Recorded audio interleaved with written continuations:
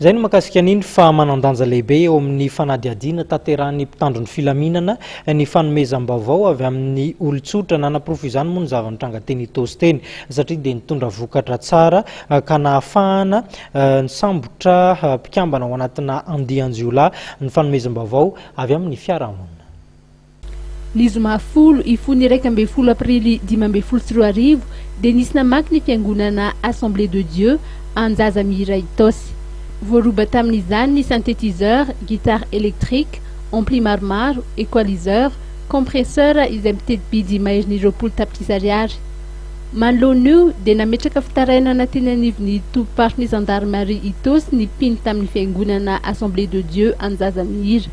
Taorian'ny fanadiadiana nataon'ny zandary dia nahazo vaovao tamin'ny olona tsara sitrapony zandary fa misy ramatoa monina etsy Androta-penaka malaza tafiditra amin'ny tambazotra jiolahy pretsy kombakomba ary mpandray entana alatra avy amina mpamakitrano.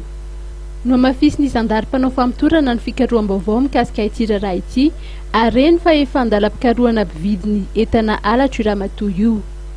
Nisy ny velam-pandriky ny zandary mba isamborana ireo mpanao ratsy sy ahitana ireo entana.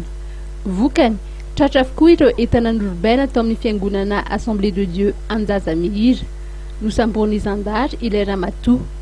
Ankoatra ny fitaovan'ny fiangonana very dia mbola nahitana entana alatra hafa toy ny télé sy mini chaîne miaraka amin'ny haut-parleur maromaro koa tao an-tranon'ilay ramatoa. Natolotra ny fampanaovana androany ity ramatoa voasambotra ity. Ny zandarmarie-pirenena dia manentana tranon'ny mponina amin'ny fanomezam-baovao hoentina migorana ny mpanao ratsy sy totakely.